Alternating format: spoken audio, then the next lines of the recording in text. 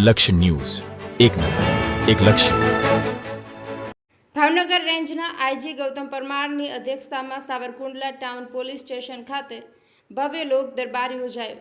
Savarkundla town police સ્ટેશનમાં લોક દરબાર રાખવામાં આવ્યો હતો, જેમાં ભાવનગર રેન્જના આઈજી ગૌતમ પરમારની અધ્યક્ષતામાં એક લોક દરબાર યોજાયો હતો, જેમાં સાવરકુંડલા ડિવિઝનના એએસપી વલય વૈદ્ય તથા સાવરકુંડલા ટાઉન પોલીસ સ્ટાફ અને સાવરકુંડલા નગરજનો તથા આગેવાનો બહોળી સંખ્યામાં ઉપસ્થિત રહ્યા હતા.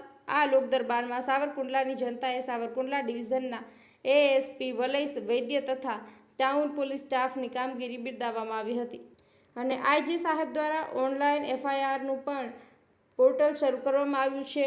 તેમજ 3 વાત તમારી 3 વાત અમારી લાગત પબ્લિકની વાત અને રજૂઆત સાંભળી તેમજ તમારી ફરિયાદો કેમ નોંધાવી, સાયબર ક્રાઇમના ગુનાઓ કેમ ઓછા બને તે વિશેની માહિતી પણ આપવામાં આવી હતી અને સાથે સાથે નવા કાયદાઓનો અમલ કરવામાં આવ્યો છે. નવા કાયદાઓ અનુસાર ભારતીય ન્યાય સંહિતા સુરક્ષા અનુસાર 0 એફઆઈઆરની પણ જોગવાઈ કરવામાં આવી છે. દેશના કોઈપણ ખૂણેથી તથા નજીકના પોલીસ સ્ટેશનમાં પણ ફરિયાદ નોંધાવી શકાય છે. યોગેશ ઉનડકટ, સાવરકુંડલા. પ્રકારના દૂષણો જેમ કે સાયબર ક્રાઇમ છે, વ્યાજ વટાવનો એક મુદ્દો છે, આવા અલગ અલગ જે દૂષણો સમાજમાં ફેલાય છે એના સંબંધમાં લોકોને ઉજાગર કરવા માટે તથા કોઈ એમાં ચંગુલમાં ફસાયેલું હોય તો એ તરત અમારો સંપર્ક કરે જેથી એમાં નિરાકરણ આવી શકે.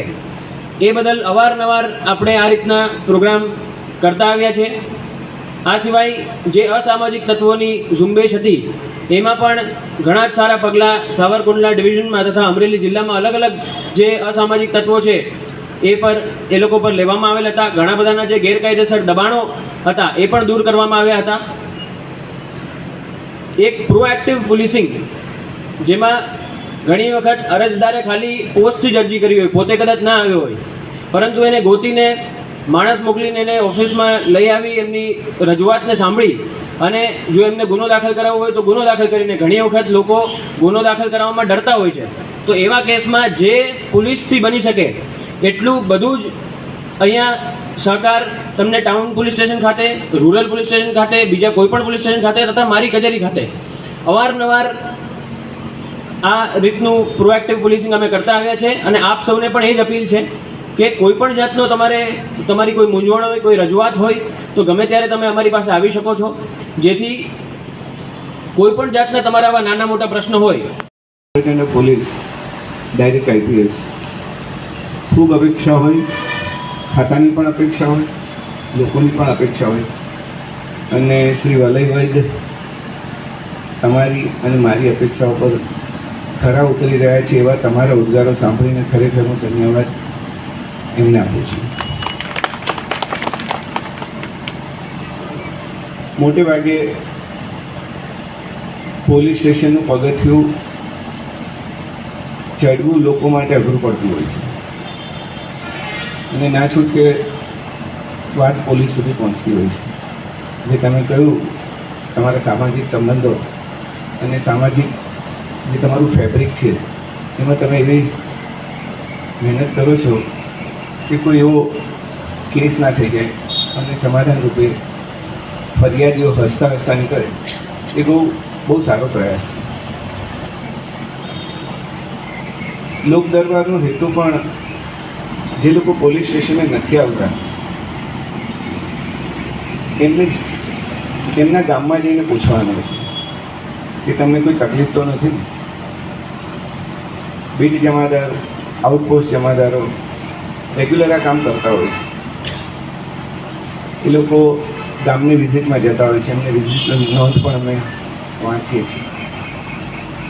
બહુ પહેલાં એક અકરન્સ રિપોર્ટ પણ હોતો હતો કે જે આઉટપોસ્ટમાં રહેતો હતો, પણ હવે ટેકનોલોજીના વિકાસની સાથે સાથે રાજ્ય સરકાર દ્વારા હવે ઓનલાઈન એફઆઈઆરનું પણ પોર્ટલ શરૂ કરવામાં આવ્યું છે 3 વર્ષથી. તમને બધાને આઈડિયા છે ને? તમારી ફરિયાદો તમે ઓનલાઈન પણ મોકલી શકો છો. એ ઓનલાઈન આવેલી ફરિયાદોમાંથી કેટલી ફરિયાદોમાં કામ થયું, કેટલી ફરિયાદોમાં સમાધાન થઈ ગયું અથવા કેટલી ફરિયાદોમાં ગુના દાખલ થયા એનું સતત મોનિટરિંગ ઉપલી ઓફિસ દ્વારા થતું હોય છે. એટલે ફરિયાદ કરવા માટે પોલીસ સ્ટેશન આવવું હવે જરૂર નથી રહ્યું. હું સાહેબ 8.5 વર્ષથી જેલમાં હતો. ટૂંક સમયથી આવ્યો છું, પણ પેપર વાંચતો હોઉં છું. ગુનેગારોને ભાન કરાવવા અમારા એસપી સાહેબ ખૂબ કામ કરી રહ્યા છે, અને એનો સ્ટાફ સાહેબ, મને સ્ટાફ ઉપર ગર્વ. સાહેબ તો હોય, અમારે વધારે કામ કોનું સ્ટાફનું હોય. એટલે હું સાહેબ સામાજિક કાર્યકર અને પોલીસ સાથે સંકળાયેલો પહેલેથી, અને કોઈ નાસ્તા પડતા આરોપીઓની મારા કોન્ટેક્ટમાં હોય. સાહેબ હું સ્પેશિયલ કોર્ટને ન આપું, સ્થાનિક પોલીસને આપું. શું કામ?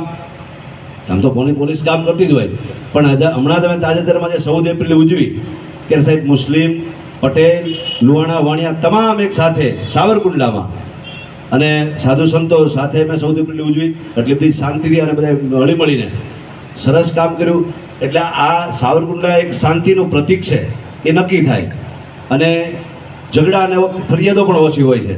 ક્યારેક આવારા તત્વો હોય, એ તો બંધારણ છે જ, પોલીસ પણ છે. એટલે પોલીસની કામગીરીના કારણે સાવરકુંડલા તાલુકા વતી, બાકી તો સાહેબ આપ જોવો છો ખુલ્લેઆમ મર્ડર, બળાત્કાર, આવું રાક્ષસો કરતા હોય છે, અને એની સજાઈ ભોગવતા હોય છે. કારણ કે જેને કાયદાની બીક જ નથી, જેને જેલમાં જ રહેવું છે, એના મા બાપે એવા સંસ્કાર આપ્યા હોય છે, એ પોલીસથી પણ નથી બીવાના. પણ જ્યારે જેલમાં જાય ત્યારે હું જોઉં છું, ત્યાં સાવજ ને બકરી બે સાથે પાણી પીવે, પછી ત્યાં રોવે, આરતી કરે, મા બાપને યાદ કરે, ભૂલ થઈ ગઈ મારે, હું કરું. આ મેં 8.5 વર્ષ દરમિયાન જોયું છે.